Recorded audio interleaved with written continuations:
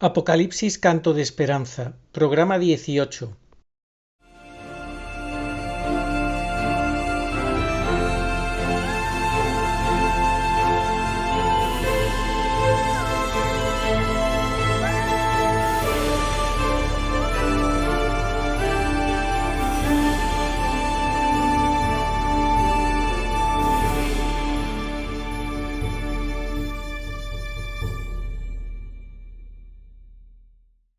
Apocalipsis Canto de Esperanza, Ángeles Sánchez Aréchaga. Tercera parte. María, Madre y Maestra, profetisa de los últimos tiempos. La auténtica nueva era es la prometida por nuestro Señor Jesucristo, único Mesías y Señor de la historia. Capítulo tercero. La Iglesia patrística y la parusía. Todos los derechos reservados. Buenas tardes a todos.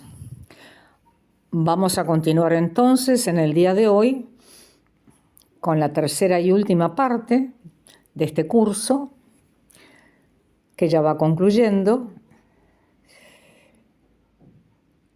Y el tema de hoy, como ya les había anticipado, es ampliar, ¿sí?, la enseñanza de los padres apostólicos de los primeros siglos del cristianismo acerca de cómo sería esta era de paz prometida por nuestro Señor Jesucristo luego del refulgir de su parusía.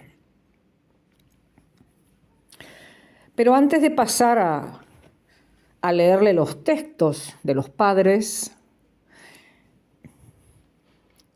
ustedes saben que a mí me gusta explicar las cosas muy puntualmente, porque aún haciéndolo uno no puede evitar todas las sutilezas y demás que surgen aquí y allá entre quienes no tienen un interés verdadero de saber, de aprender, ¿sí? Creo que ustedes me comprenden. Y como este punto de la doctrina de los padres de los primeros siglos en lo que hace al milenio prometido después de la segunda venida del Señor es un tema controvertido, independientemente que sea doctrina de la Iglesia. Ya cuando comenzamos el curso no faltó quien hiciera toda una apología de esta situación como algo prohibido. Y siempre, por supuesto, en aras de defender la Iglesia este tipo de cuestionamientos. Ahora yo me pregunto, de defender la Iglesia, ¿cuál Iglesia defienden? ¿La Iglesia de Jesucristo o la Iglesia del Anticristo? Porque fíjense qué curioso. En la enseñanza de los padres, en toda su exégesis y explicada por Castellani en su tiempo, se dice, entre otras cosas, que el anticristo perseguirá al remanente fiel y no querrá ni oír hablar de la parusía. ¿Y por qué no quiere ni oír hablar de la parusía? Porque se contrapone con su falso reino, ¿sí?, con su falsa era de paz que trae dentro de esta era histórica, cuando en realidad la verdadera promesa de Cristo es esa era fuera de la historia, ¿sí? De esta era, fuera. Por eso se dice que el Señor interviene desde la metahistoria a la introhistoria para poner el punto final a esta era agotada por el pecado de los siglos. Y entonces después viene esa promesa. Pero claro, eso se contrapone con la especulación del anticristo de que él quiere mostrar que él es el Mesías que viene a cumplir esa promesa. Y les viene como anillo al dedo incluso a los que no creen que entre una segunda venida de Cristo y el juicio final donde resucitarán todos los muertos, hay una era de paz, como hubiera sido el primitivo paraíso si no hubiera habido pecado. Entonces imaginen, ¿no? Ya pueden ir sacando conclusiones. Así pues yo seguiré explicando, porque total no es mi doctrina, es la doctrina de los padres de los primeros siglos del cristianismo, que no ha sido prohibida. Sí, las partes heréticas que siempre se mezclan. ¿Vieron ustedes que en el trigo siempre se mete la cizaña? Ha sucedido siempre y seguirá sucediendo hasta la consumación definitiva. De eso no podemos escapar, no se puede evitar. Es la lucha, hay que combatir con la verdad, porque la verdad nos hace libres. Pero por supuesto una verdad que hay que saberla fundamentar, ¿sí? Para poder responder a aquellos que a lo mejor, yo siempre quiero creer bien, sirven a la Iglesia del Anticristo, pero no lo hacen es profeso, sino por ignorancia, soberbia, querer ser más papistas que el Papa o saber siempre algo más que Dios. Son los grandes intérpretes de las grandes revelaciones de nuestra era, de nuestra historia como hombres, como humanidad. Y siempre están un paso más adelante que la verdad misma. No sé si me explico. Bien, esto lo quería aclarar porque me pareció sumamente oportuno, previo a empezar ya a puntualizar en esta última parte lo que dejamos pendiente en la primera, la primera fue necesario hacer un repaso breve de todo lo que era la parusía, el reino de 1000 años, el juicio final, para poder dar contexto a la segunda parte, ¿no? El reinado del anticristo, porque sin esa parte queda la otra como descontextualizada. Pero para darle el toque final, vamos a decir, a la obra, el acabado final, ya con textos muy puntuales de algunos de estos padres, los más salientes, los que más relevancia han tenido en definir esta doctrina. Así que voy a hacerlo y por eso quise hacer esta aclaración primero, porque aunque yo cito ahora, textualmente leo de las obras de uno de los más grandes doctores de los tiempos, igual va a haber siempre alguien que va a decir que eso no es así. Pero yo he cumplido y he dejado la cosa clara. Así pues, comencemos entonces a explicar cómo veían los padres de los primeros siglos este milenismo, esta definición del capítulo 20 y 21 del libro del Apocalipsis. Y todo lo que resultó el milenismo en Occidente. Yo les pediría que presten mucha atención y que también vuelvan a leer a leer los textos, en este caso a escucharlos. Después se va haciendo uno a la exégesis y no le va resultando tan difícil, ¿sí? Lo que pasa es que es una doctrina que no se conoce. Y entonces como algo que uno escucha, a lo mejor no todos, por primera vez, tiene muchas referencias y datos específicos y las explicaciones del padre Castellani de cada puntualización. Entonces, vamos a ir despacio porque es muy importante, ¿sí? Yo no quise prolongar mucho este curso, pero pensando y orando dije, si yo suprimo esta parte, no termino de cumplir con la obra que me fue confiada totalmente. Y no quisiera luego que el Señor me venga a decir que faltó, no concluiste, eso no era todo, cuando llegue la hora de rendir cuentas. Porque mis hijos son los que están faltos de conocimiento y estamos en la hora más decisiva de la historia. No importa si te enfrentas a las calumnias, a las persecuciones por causa mía, porque por lo mismo a mí me colgaron de un madero. como no quisiera que el Señor me tenga que hacer ese reproche después de 33 años de servirlo, decidí realmente, anoche a última hora, explicarles puntualmente la doctrina de la nueva humanidad prometida. Bien, entonces ahora presentaremos la doctrina de uno de los más destacados padres de los primeros siglos del cristianismo, el gran San Ireneo de León, que ya hemos citado en la primera parte del curso, que vivió en el siglo II o siglo II de nuestra era. De la obra La Iglesia Patrística y la Parucía, de los sacerdotes jesuitas Florentino Alcañiz, español, y Leonardo Castellani, argentino, la más grande obra que transmite el pensamiento y la enseñanza de los santos padres de los 5 primeros siglos, la más pura tradición. San Ireneo nació probablemente en el Asia Menor y después vino a Europa. Estuvo un tiempo en Roma y después fue hecho obispo de Lyon, en las Galias, hoy Francia, donde probablemente sufrió el martirio.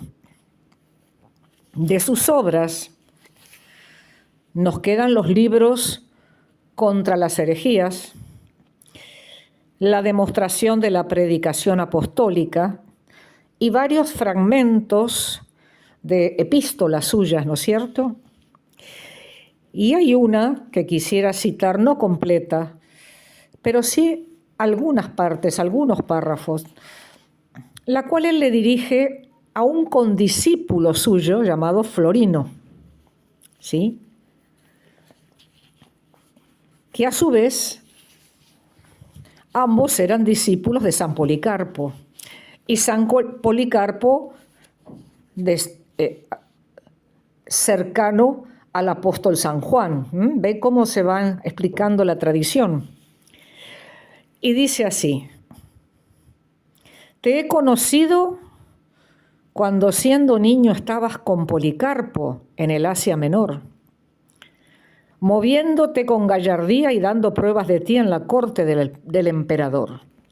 Y las cosas que entonces ocurrieron me quedan en la memoria mejor que las que hace poco. De modo tal que capaz sería de decirte ahora en dónde te sentabas para hablar con Policarpo. Y el trato familiar que él, Policarpo, tuvo con Juan y los demás que vieron al Señor, y cómo todo lo narraba y sus dichos conmemoraba. ¿Qué es lo que de ellos oyó acerca del Señor, de sus milagros y de sus enseñanzas? Que él, de los que miraron al Verbo de vida, recibía y refería, y cómo lo narraba, siempre consonante a las Escrituras. Ya en aquel tiempo yo, dice San Ireneo, por la clemencia de Dios que me tocó, todo lo oía y aprendía empeñosamente, no en papeles, sino en mi corazón mismo. Como por gracia de Dios, todavía en él conservo y resuelvo. Esto lo narra el historiador Eusebio, un historiador antiguo, tomado de estas epístolas que han quedado fragmentos, de lo cual consta que San Ireneo fue discípulo de San Policarpo, condiscípulo de Florino y adictísimo a la tradición. Y por otra parte lo vemos en sus obras también, adictísimo a la escritura y en ella magnamente versado. Ahora vamos a ver cómo define San Ireneo la duración del mundo en cuanto a la historia, justamente del recorrido histórico que venimos haciendo, Génesis, Apocalipsis, y todo este proceso de la redención. Ya lo voy a explicar muy puntualmente porque aquí puede haber alguna suspicacia. Ningún otro santo padre de los primeros siglos nos aporta tantos datos acerca de la escatología o hechos últimos de la historia como San Ireneo en su tratado contra las herejías. Yo creo que fue su obra maestra. Según San Ireneo, el mundo durará 6.000 años desde el ciclo adámico hasta la segunda venida de Cristo. Les leo el texto y después paso a explicar. ¿En cuántos días fue hecho el mundo? En otros tantos milenios será consumado. Por eso dice el Génesis, y consumados fueron cielos y tierra, y todo el mobiliario de ellos, y consumó Dios en día sexto todas las obras suyas que hizo. Esto es a la vez narración del pasado y profecía de lo porvenir, tipo y antitipo. Si pues, continúa Ireneo, un día de Dios es como 1000 años, y en 6 días consumó la creación, vamos de nuevo. Si pues un día de Dios es como 1000 años, y en 6 días consumó la creación, manifiesto es que en 6 milenios consumará la historia de su obra contra las herejías. Después vendrá el día séptimo, que es santificado, en que descansó Dios de todas las obras que hizo, que es el verdadero sábado de los justos, en el cual no hará ya ninguna obra terrena. También de su obra contra las herejías. Esto consuena y casi coincide con la epístola de San Bernabé que habíamos leído en la primera parte. A ver, muchos podrán decir, ¿quién puede saber cuánto dura el mundo? ¿Desde cuándo dura la creación? No es ese el punto. El punto es la historia, ¿sí? Porque si bien la Biblia comienza narrando el Génesis, el inicio, el origen, la historia de la salvación, podríamos decir que parte a partir del capítulo 12 del Génesis, ¿sí? Desde la promesa de Abraham y su descendencia en adelante. Y todo el Antiguo Testamento, hasta la venida de Cristo, fueron 4000 años de historia. Y siempre se dijo que la era cristiana, desde la crucifixión, muerte y resurrección de nuestro Señor Jesucristo hasta nuestros días, fueron 2000 años, ¿sí? Obviamente estamos en el 2022, podríamos decir que son 2022 años, pero bueno, acá la Escritura está explicando los milenios, ¿sí? Entonces, si tomamos los 4000 años más los 2000, 4000 del Antiguo Testamento más los 2000 del Nuevo, tenemos los 6000 años a los que hace referencia San Ireneo de León. Y el séptimo santificado día, como dice la Escritura, donde Dios descansó de todas sus obras, es lo que refiere en el, como vuelvo a repetir, tipo y antitipo. El tipo de esa profecía es en el momento que el Señor descansa de su obra. Si es que podríamos decir que Dios se cansa y tiene que descansar, ¿no es cierto? Que eso no es posible. Porque Dios es esencialmente espíritu, Dios Padre Creador. La primera persona de la Santísima Trinidad. Entonces no se cansa. Por eso hay que saber entender, hay que aprender la exégesis para saber interpretar bien los textos bíblicos, ¿sí? Y a su vez ese séptimo santificado día sería el día del reposo, ¿sí? Donde ya cesan todas las obras, cesa todo el proceso de la redención, porque ya no hace falta después de la segunda venida de Cristo. Y ese séptimo santificado día podría decirse que es el milenio prometido. También es una metáfora, no sabemos en tiempo material cuánto, ¿sí? Y no nos olvidemos que eso será fuera de este tiempo, fuera de esta era. No sabemos cómo se contabilizará el tiempo en esa nueva era. Creo que está bastante mejor explicado sobre todo para que se comprenda mejor. Ahora, ¿qué nos dice San Ireneo del Anticristo? Fíjense.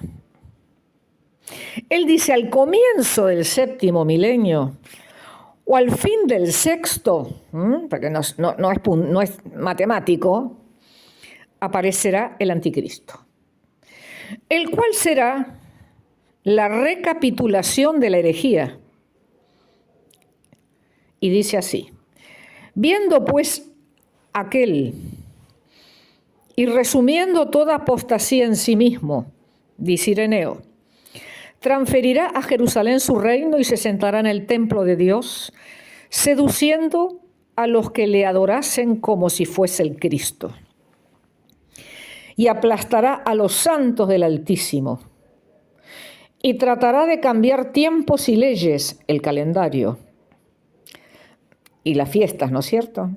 Y le será dado en sus manos por tiempo y tiempos y medio tiempo.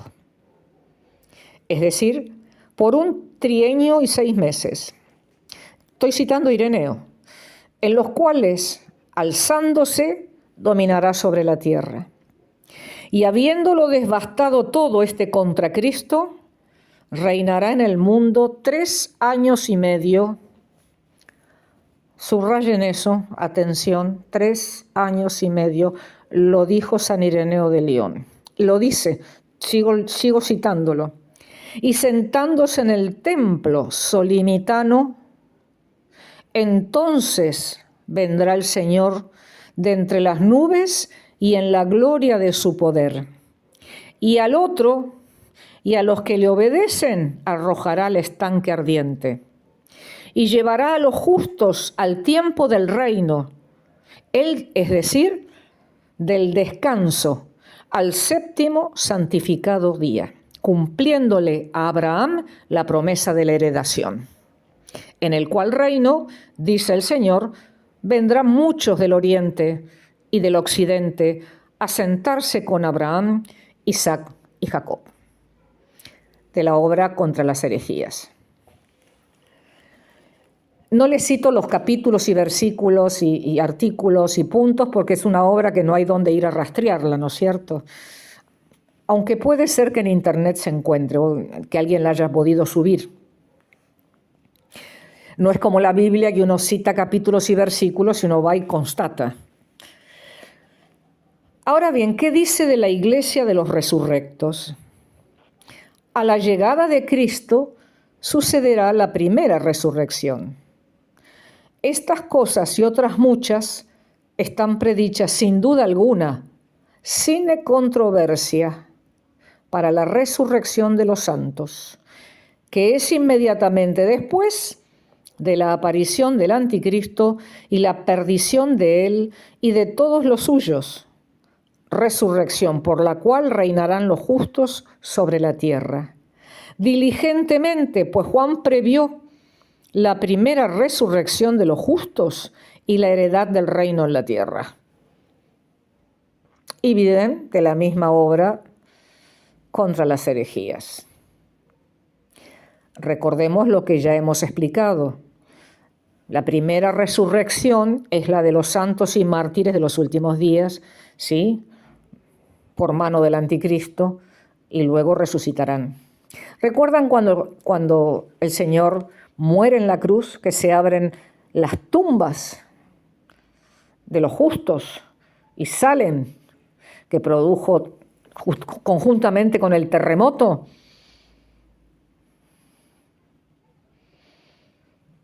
tipo y antitipo. Todo tiene su razón de ser en el tiempo. Todo se unifica. No estamos hablando del mundo globalizado, por favor. Estamos hablando de la historia, del hilo fino conductor de la historia, que hay que saber leerlo y seguirlo. Este es el motivo por el cual estamos dando este curso, ¿no es cierto? Bien, retomemos entonces la última frase de lo que Ireneo refiere sobre los justos resucitados que reinarán sobre la tierra diligentemente, pues Juan previó la primera resurrección de los justos y la heredad del reino en la tierra.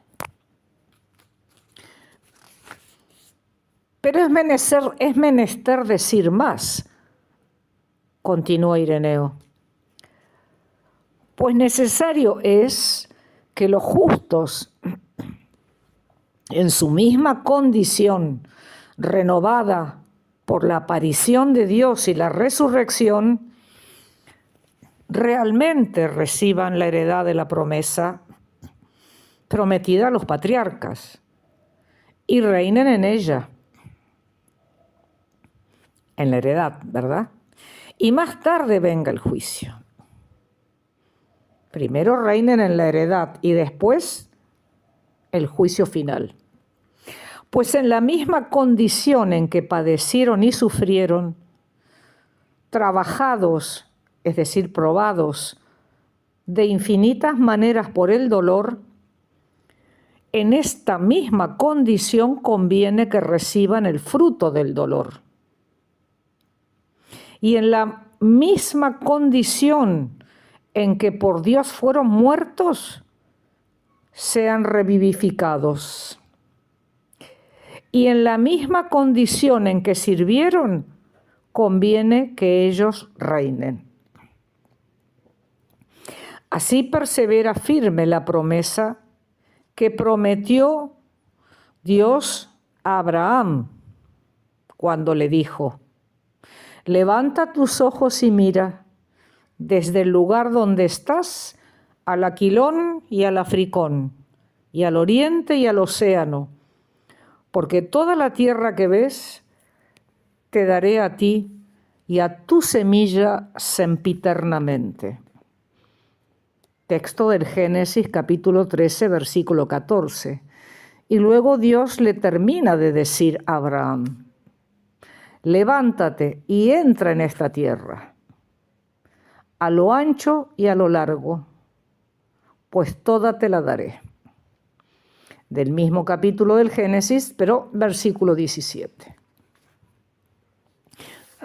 Hasta aquí la referencia de San Ireneo. Y Castellani dice: y de hecho no recibió toda esa tierra Abraham, ni un pie de tierra, pues toda su vida fue forastero y peregrino.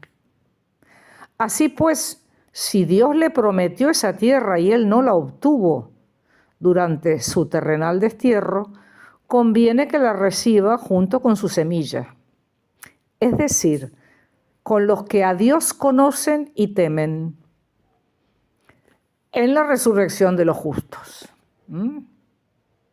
Repito, conviene que la reciba junto con su semilla en la resurrección de los justos. Pues Dios es fiel y firme, y por estos venturosos fue dicho: dichosos los mansos, porque heredarán la tierra. Mas no solamente el dominio de la tierra obtendrán los justos resucitados la primera vez, sino que comerán y beberán en ella.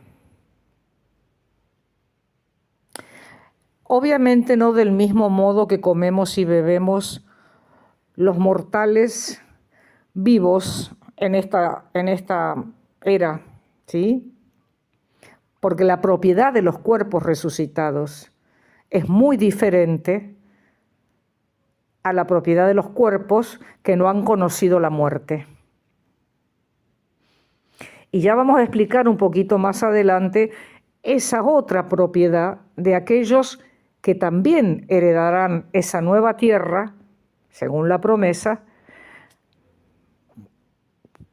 y que se hallaren vivos en la segunda venida de Cristo, fieles y justos.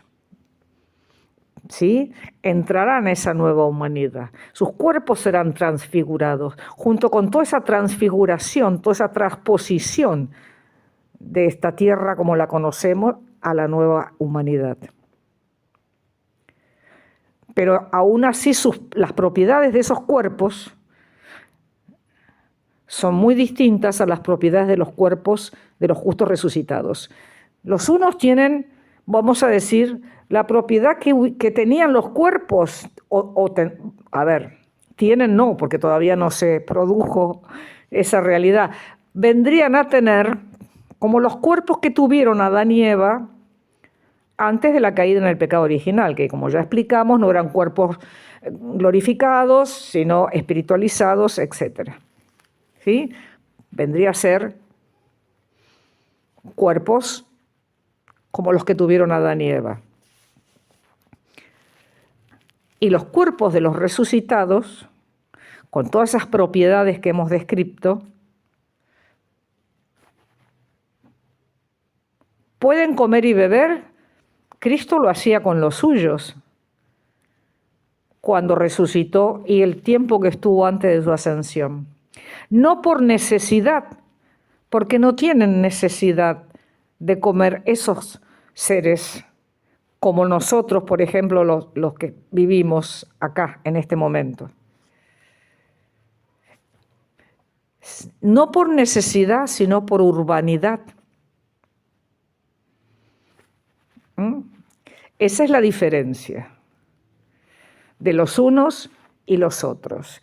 Ya lo que hace alusión a los transfigurados, vamos a llamarle así, no resucitados, ya lo hablaremos en la clase de mañana, Dios mediante. Bien, entonces, acerca de esto que estoy explicando, podemos citar a San Mateo capítulo 26, versículo 29, en el cual el Señor dice en la última cena: de verdad os digo ahora, no beberé más de este zumo de vid hasta aquel día en que lo beba con vosotros nuevo en el reino del Padre mío. Y comenta San Ireneo: por cierto que Él hará nueva la heredad prometida de esta tierra y reintegrará el misterio de la plenitud filial. Como dijo David, renovará la faz de la tierra. Prometió beber del zumo de la vid y prometió su corporal resurrección. Mas el cuerpo que surge nuevo, ese es quien va a gustar la copa nueva, puesto que no es concebible que allí arriba en el superempirio guste con los suyos el fruto de la vid. Ni tampoco pueden ser incorpóreos los que lo gusten, pues propio es del cuerpo y no del espíritu beber del zumo de la uva. Antes de continuar lo que expone Ireneo, voy a hacer una pequeña pausa para explicar este punto del superempirio. Yo creo que se entiende, se está refiriendo a la gloria celeste, ¿sí? Al reino celeste, puramente celeste, donde habita el Altísimo.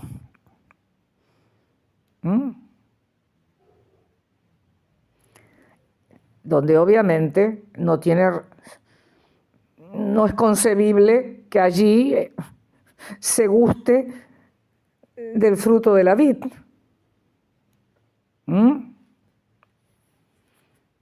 Pero me gustaría aprovechar incluso para explicar esto un poco mejor. En cuanto a los estados, a los diferentes estados, que se compara con la parábola también de Cristo de las mansiones, cuando dijo, yo iré a prepararles una mansión.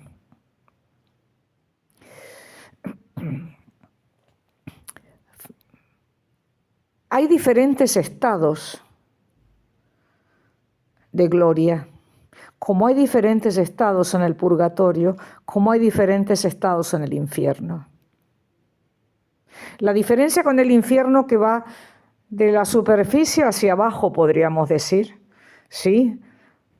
Según la vida de cada quien y la gravedad de su condena, son los diferentes estados hasta los más hondos, vamos a decir así, del infierno. A su vez, las almas del purgatorio tienen diferentes estados, porque no todos cometieron los mismos pecados en vida. Y lo mismo pasa con el cielo. Si bien ya el estar en el superempirio, en la gloria de Dios, es vivir esa gloria, es coparticipar de esa gloria, porque a donde está Dios está el cielo y ahí está la gloria, pero no todos tienen el mismo estado de gloria. Y esto lo explicó muy bien el Padre Pío en una oportunidad cuando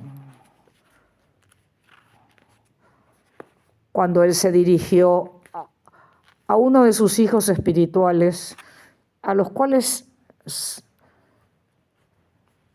le mandaba ciertas cartas sirviéndose de personas dotadas, aún ya estando él en el cielo, ¿sí? Es muy famoso el Padre Pío por sus particularidades, ¿no es cierto?, por todos esos dones que Dios le concedió y sigue utilizando desde el cielo. Y se ha dirigido a muchos de los que en vida él dirigía almas, y en una oportunidad le explica que no todos tenían el mismo estado de gloria. Sin ir más lejos, él estaba en el mismo estado que su padre San Francisco de Asís, que era mucho decir ya, ¿no es cierto? Entonces, son las distintas mansiones de las que habló nuestro Señor Jesucristo. ¿Y en qué se diferencian esos estados de gloria? Pues así como los estados del infierno son más o menos profundos, más o menos hondos, en la medida de la menor o mayor gravedad del motivo de la condena, de la misma manera, ¿sí? Como dijo San Agustín, al final de tus días serás examinado en el amor. Quien más amó, quien más se entregó, quien más se ofreció, quien más padeció por Cristo, ese es el que tiene mayor grado de gloria. Justo es Dios con todos.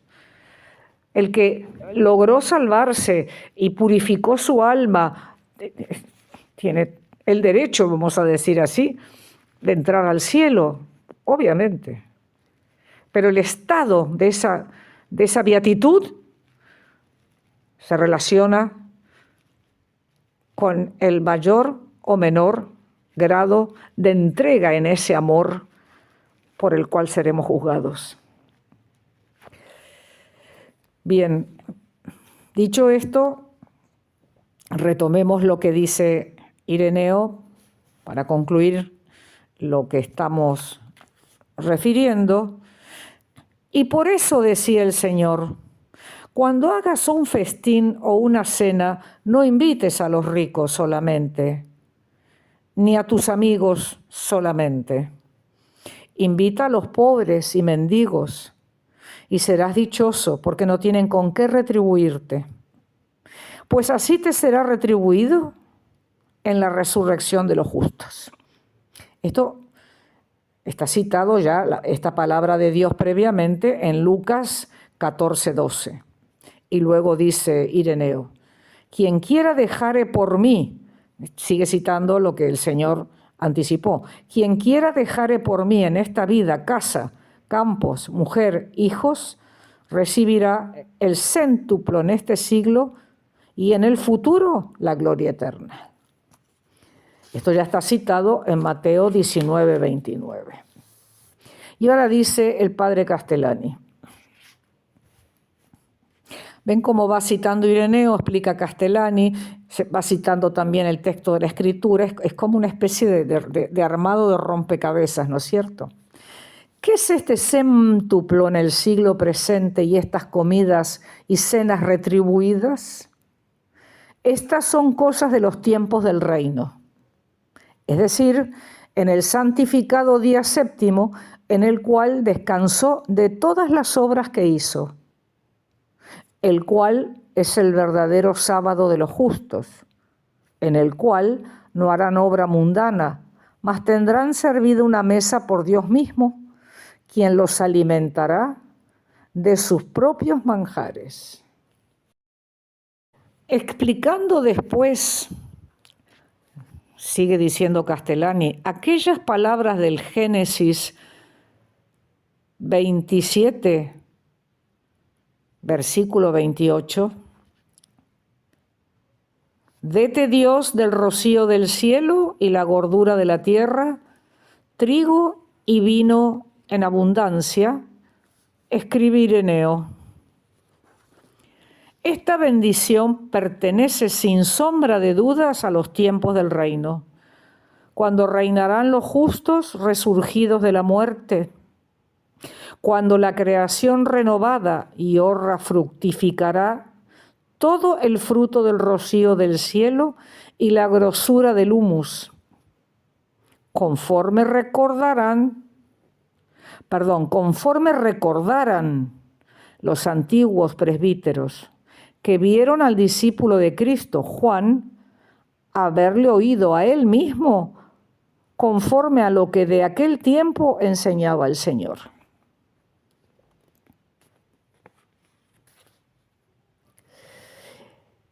Y citando ahora el texto de Isaías, capítulo 65, versículo 25, que dice, entonces cordero y lobo comerán juntos, y el león como el buey comerá pienso, que significa paja, ¿no? Y la víbora su pan la tierra, y no harán daño ni vejación en todo el santo monte mío. Y comenta Ireneo, no ignoro, hay algunos que este vaticinio quieren trasladar al hecho de que muchos feroces y de diversas naciones gentes, después de convertidas, comulgan con los justos y mansos en unidad. Fíjense, ¿no? Voy a hacer una pequeña pausa. Este texto de que el lobo y el cordero comerán juntos y que el león como el buey comerá pienso, etcétera, muchos lo interpretaron como que, haciendo una exégesis, como que eran aquellos que se convirtieran, gente muy fiera, gente malvada, gente perversa, y luego pudieran entonces integrarse y comulgar con los justos y mansos en total unidad.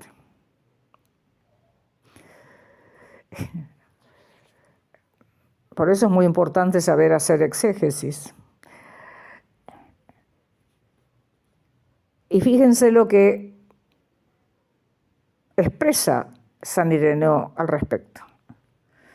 Mas aunque se verifique en gentes de varias y a veces de feroces naciones que concuerdan en una sentencia de fe, Ireneo le está diciendo, y aunque pudiera ser verificable que esto fuese así, sin embargo, esto se verificará plenamente en tales animales después de la resurrección, según aquello de que rico es Dios en todo y por todo. Acá Ireneo hace hincapié en que se trata de los animales propiamente dichos. Fíjense, Castellani entonces dice, y es conveniente que transfigurada su actual condición, todos los animales se sometan al hombre y vuelvan a su primitivo alimento que es fruto del suelo, conforme fueron al principio sometidos a Adán. Y esto justamente significa la magnitud y exuberancia de los frutos que se podía interpretar de diversas maneras, ¿no es cierto?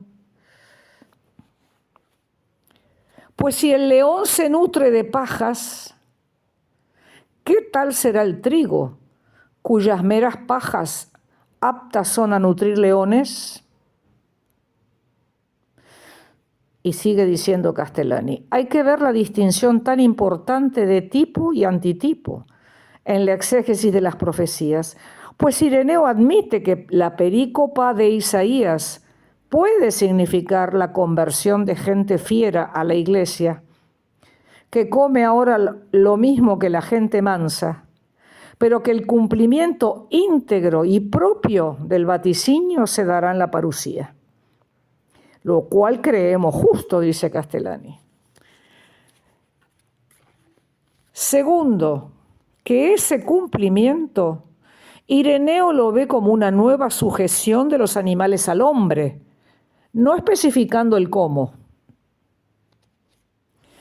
Según la regla de oro de la exégesis, siempre hay que interpretar literalmente, al menos que sea imposible, como enseña San Agustín. Porque es imposible que un león coma paja, pues habría que modificar la dentadura. Y si usted modifica la dentadura de un león, tiene que modificar al tenor todo el resto del esqueleto y del cuerpo. Y no sale un animal transfigurado, sino otro. En este caso, una especie de tapir. Hay que buscar, pues, el próximo sentido literal, pues este es imposible.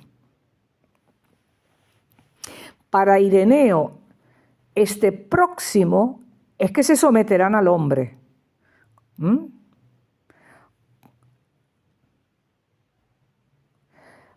Así pues, como este es un tema, vuelvo a repetir, muy profundo y que examinarlo detenidamente, vamos a dejar aquí la clase y Dios mediante retomaremos mañana con la otra clase de habitantes del nuevo reino, ¿sí? Para poder ir concluyendo definitivamente el curso. Nos quedarán un par de clases más. Y después, cualquier duda que pudiera quedar de estas cosas que estamos enseñando, habrá oportunidad de poder responder. Ya les diremos cómo. Así que bueno, a todos muchísimas gracias y que Dios los bendiga. Catecismo Iglesia Católica numeral 675. Antes del advenimiento de Cristo, la Iglesia deberá pasar por una prueba final, que sacudirá la fe de numerosos creyentes. La persecución que acompaña a su peregrinación sobre la tierra desvelará el misterio de iniquidad, bajo la forma de una impostura religiosa, que proporcionará a los hombres una solución aparente a sus problemas, mediante el precio de la apostasía de la verdad. La impostura religiosa suprema es la del anticristo, es decir, la de un pseudomesianismo en que el hombre se glorifica a sí mismo, colocándose en el lugar de Dios y de su Mesías venido en carne.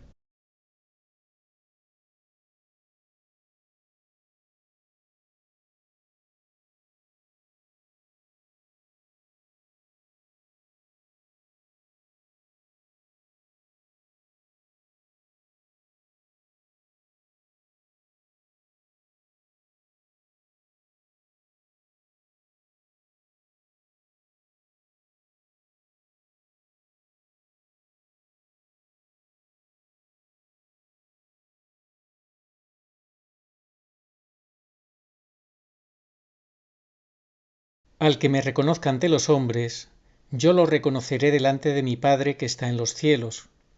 Y al que me niegue ante los hombres, yo también lo negaré delante de mi Padre que está en los cielos. Evangelio según San Mateo, capítulo 10, versículos 32 al 33. Sí, vengo pronto. Amén. Ven, Señor Jesús. Apocalipsis 22:20.